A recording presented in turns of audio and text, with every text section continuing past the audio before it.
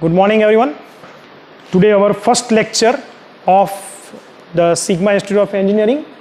In this I am taking the subject of your 5th semester and the subject name is Design of Structure. Now I know everybody know that this is the new subject introduced in this semester.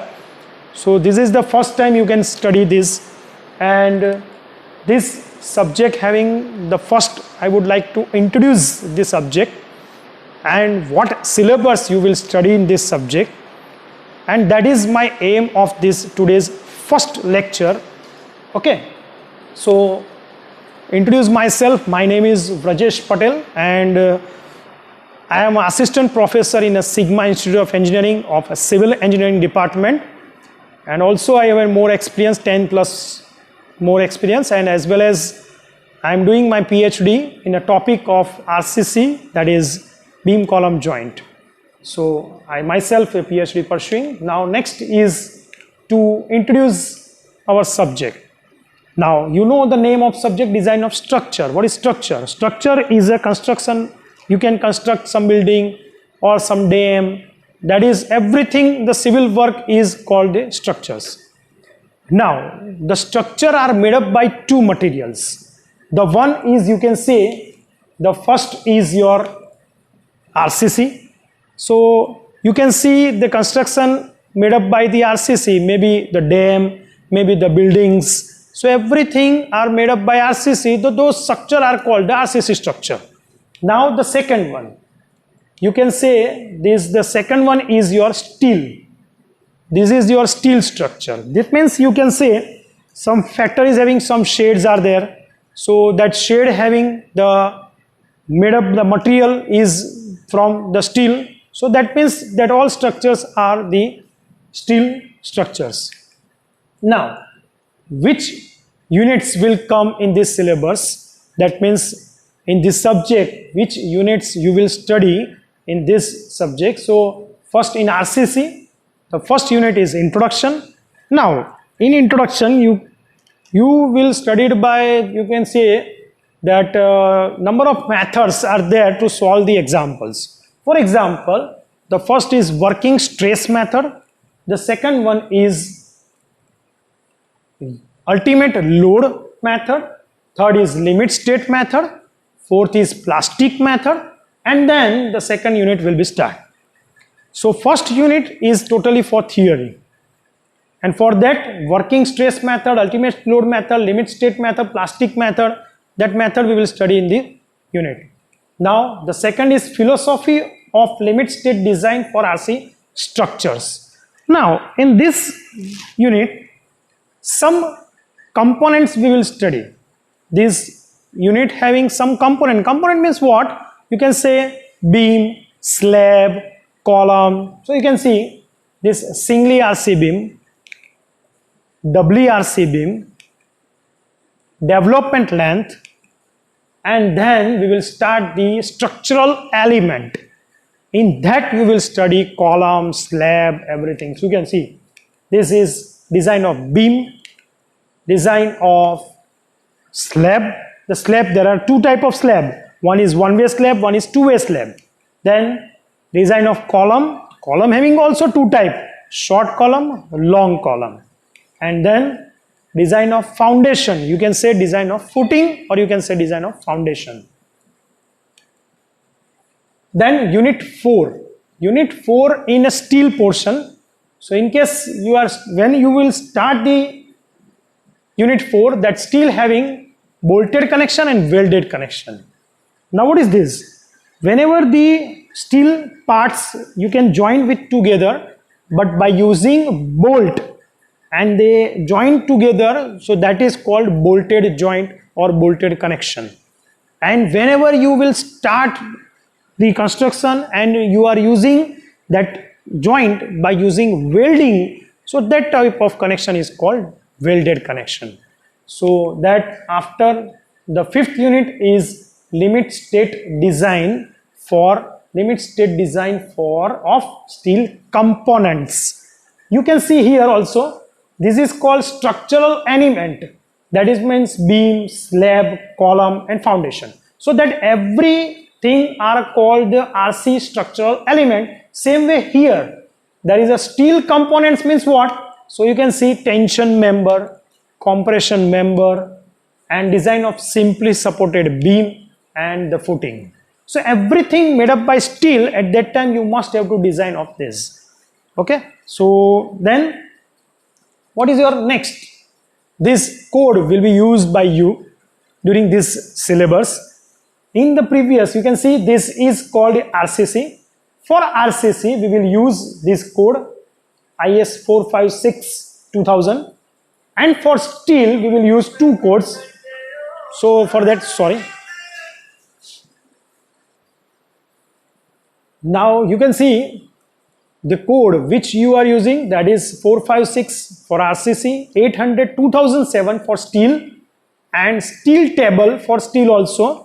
So that three codes required for this particular subject.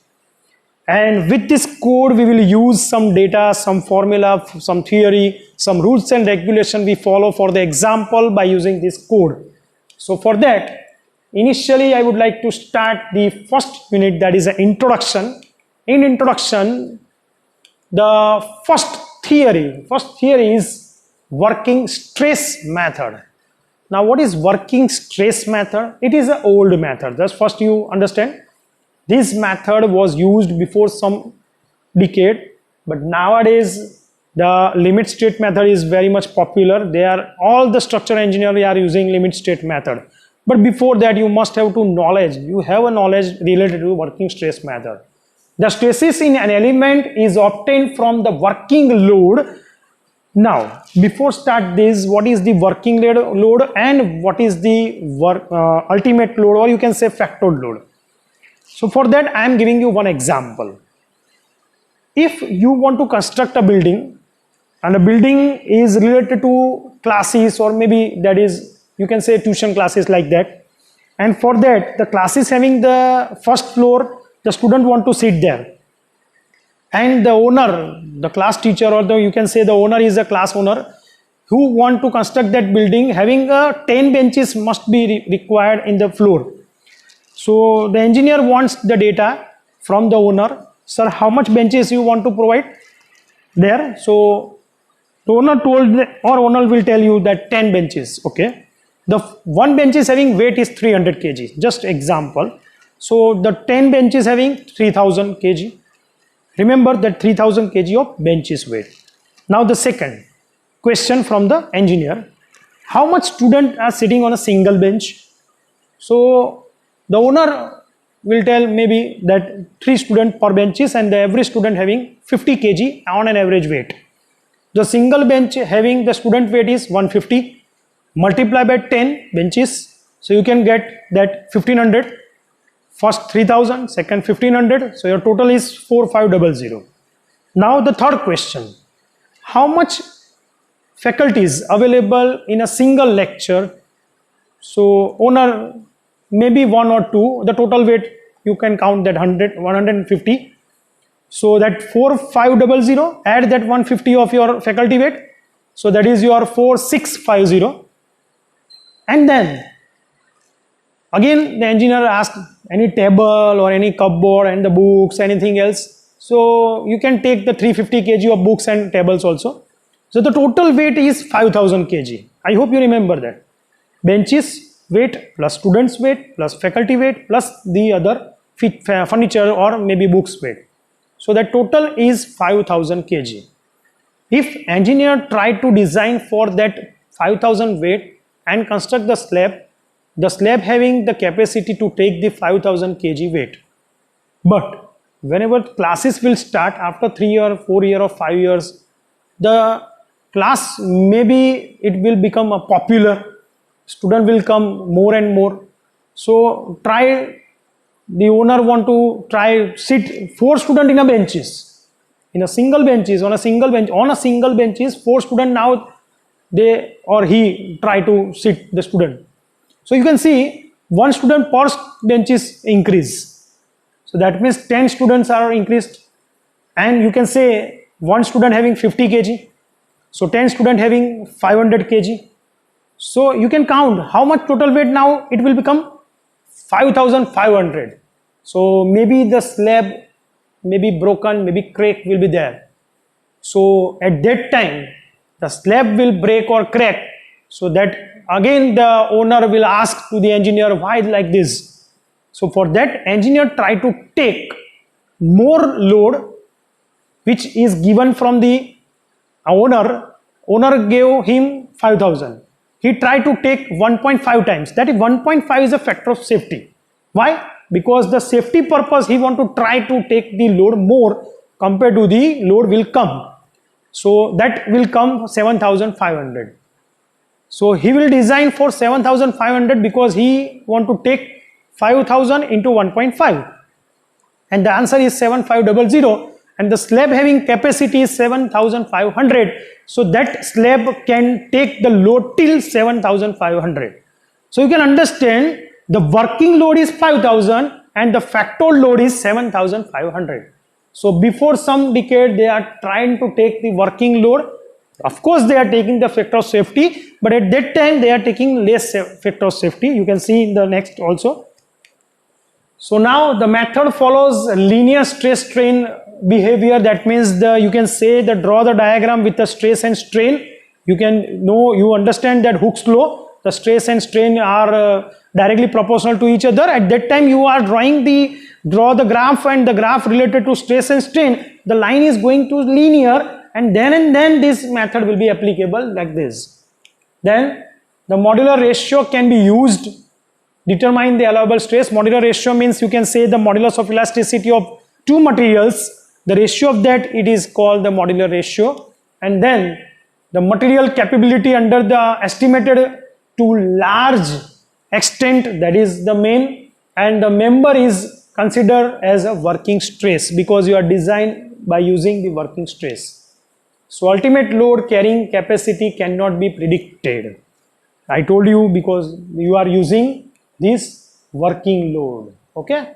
So now the main drawback of this method is that it results in an uneconomical section. Means your section size is not proper given by this method. So this is the main drawback of this method. And I told you the next method is limit state method. So limit state method, in that you can say the stresses are obtained from design load. I told you what is design load, what is factor load, that is design load. Okay, then this method follows linear strain relationship but linear stress relationship. You can see not stress, this word most important, linear strain, and here linear stress. Okay, sometimes you read fast, the same word is there, look like that, but it is not same. It is strain, it is stress. So now next is the ultimate stresses of materials itself are used as allowable stresses. And the last one is the material capabilities are not underestimated as much as they are in working stress method. This is the comparison with the working stress method. I hope you understand. This is the comparison with the working stress method. That means it is better than the working stress method. Now, basic questions for RCC. Now my aim to start, before these two slides I show you the syllabus, and the two parts in this subject. The one is RCC, second is steel. Now today onwards I will start the RCC of first unit, and then after I will start the steel having the first unit. In this basic question, it is not related to our chapter or a subject. This is for your knowledge. You understand, and then you can able to understand this subject. So in the basic question, first is what is the difference between RCC and PCC. Initially you must have to know the full form of this RCC and PCC, and then you can understand the difference. So for full form of RCC, that is a reinforced cement concrete, and for PCC, that is plain cement concrete. Now this is the full form. Now our aim to know difference. So whenever you construct with using the cement, sand and the aggregate in the construction, and that is without steel, that is called the PCC, that means plain cement concrete. After that you can see the RCC. In the same construction, same materials, but you are introduce steel in that. So that is steel, cement, then sand and the aggregate. The four materials are there in the same construction, but we are introduced steel. At that time, that material, that construction is called RCC. Next is why we provide steel in RCC. This is the main question. Why we provide the steel in RCC, or you can say what is the purpose of steel, what is the aim for steel, like that. So for that you can understand in RCC two materials, one is concrete, one is steel. Concrete include sand, then cement, then aggregate, everything is in concrete. Steel, so concrete having the concrete can capable to take the compressive load, but it is always weak in tension load, and the steel is better for the tensile load. Now if just assume you have a beam, that is a simply support beam, the load will come, and the simply support having the load will come at the center or maybe somewhere, eccentric load is there or maybe the central load is there. Whenever the load will be there, after some time, some decay or some years, maybe that band is there, and band is look like this. This is your beam, and whenever the band is there, you can see this skin and this skin. This skin is compressed and this is stretched. This is like this. So you can see this is tension, this is compression. So whenever the tension is there, and you know the concrete is weak in a tension, so because of that purpose we are providing steel at bottom. And if your beam is cantilever and the bending position is look like this, so you can see the skin here is tension and here is compression. So you can see in a cantilever beam the top tension and bottom compression. So at that cantilever beam you are providing upper side steel, because the tension comes in a cantilever beam in upper side. So upper side tension, upper side steel, lower side tension, lower side steel. So this is the purpose to provide steel to take the tensile load. Now the same question will arise here. What is the mean by singly RC beam and doubly RC beam? Singly RCC beam, that means what? Whenever the beam having bottom steel or beam having top steel, at that time that type of beam is called singly RCC beam. But whenever you are providing bottom steel as well as top steel in a same beam, so that is called doubly RC beam. So it is called doubly RC beam and singly RC beam. Singly having single side steel, doubly having both side, top and bottom both. Now is there only bottom side steel in a singly RC beam? That I told you. Not only bottom side every time, whenever the cantilever, at that time top steel is there. So that is also singly beam. So your answer is no. You can read it properly. Is there only bottom side steel in singly RC beam? So always say no. Whenever the simply support beam, this is true. But whenever the cantilever beam and the singly beam, that time the steel is upper side. Now when we can provide bottom steel, so that you understand now. Bottom side steel, simply support, the same question. Top side steel, cantilever, and this is the some basic symbols required whenever you start the design of beam. So for that you can see compression, tension. This is the compressive load, this is the tensile load. Because of this tensile load we are providing steel at the tension zone, and compression having totally concrete is there. And what is these notations? You can see XU. XU is, you can see this is the full form, XU, distance of neutral axis from top. And what is this? This is the capital D. The capital D is your overall depth. Overall depth means what? From top to the bottom. From top to the bottom is overall depth. And now from top to the center of your steel, that is called small d, and small d is your effective depth.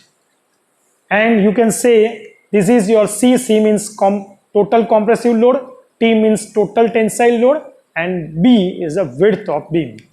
Now again the basic symbols and the formula is there. XU D, small d. Okay, now you can see the dot is there. Dot is there. Dot is your center of this compression zone, and this is called, you can see, B, width of beam. C is a compressive load. Load means stress into area. Stress means, compressive stress means 0.36 FCK. And area, you can see the area of this compression is B into XU. So B into XU your area, and this is having the compressive stress, and the stress having 0.36 FCK. Now what is T? T is a tensile load. Tensile load means what? Stress into area again. Again, there is 0.87 Fy. 0.87 Fy is your, you can say, this is your stress and this is your area. Why I am taking AST? Why I am not taking this area? Because you understand this tensile load taken by only steel. So the load taken by steel, so you must have to take the area of steel. So that's why AST. AST means area of steel. Now XU. When XU is there, C is equal to T, then and then your XU is there. This is 0.36. And then you can put the both value, both equation. Here C, here T, and you are getting this value. Now what is this? This is your CG of your compression. And what is the distance from top? So you can see from top to that point is 0.42 XU. And what is the remaining? The remaining is your Z, and Z is your lever arm. The symbol is Z. And what is the formula? So you can see this is your formula to find XU, and this is the formula XU max. Now what is XU max? XU max is that in your beam where the XU will come by the IS code. The IS code says some value, some formula, you will get the value of XU from the code. That much value is your XU max, and XU, that is because of your material, which material you are using in the construction. So this is actual and this is your code, that means theoretical. So XU max and XU, because of both your type of beam is there. And what is that formulas of XU max? It is available in your code 456 page number 70. You can see in page number 70. Now what is next? Z, that is lever arm. Now this is the new XU is equal to XU max. When you are finding XU by using your data which is you are using in a construction, and XU max from this formula, if both the answer will be same, so that type of section is called balance section, that is called limiting moment. You are finding limiting moment from this. Now what is second? That is called XU greater than XU max. XU max whenever less compared to the XU, you can see this is your XU. XU is more than the XU max. It is called over reinforced section.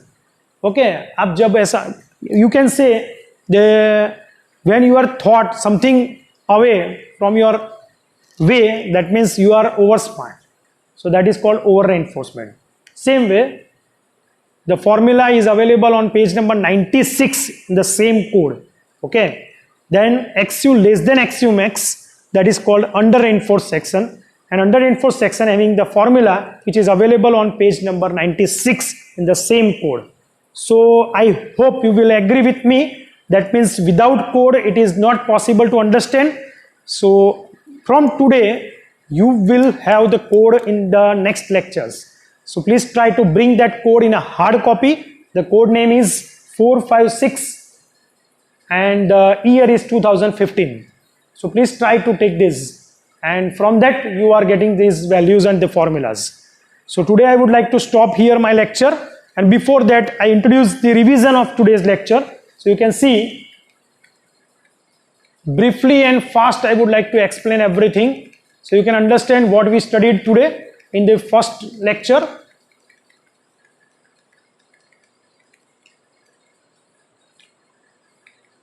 This is your syllabus. I hope you understand. You can take the screenshot also. This is your syllabus of this subject. This is the codes which you are using. Okay, and this is the first unit, and the unit name is introduction, and I am introduction taking for RCC, and for that working this is the methods. Two methods are there, working stress method and limit state method, and both having some theories also, and both having the difference also. This is the limit state method. And then the basic questions we discussed, why the RCC, what is the meaning of RCC and PCC difference, and why we provide steel in RCC, what is singly RC beam, doubly RCC beam, why we are providing bottom steel, top steel, and what is the notations we will use in the design of beam, that everything you know now. And these are the notations, and of course the formulas also available in the code.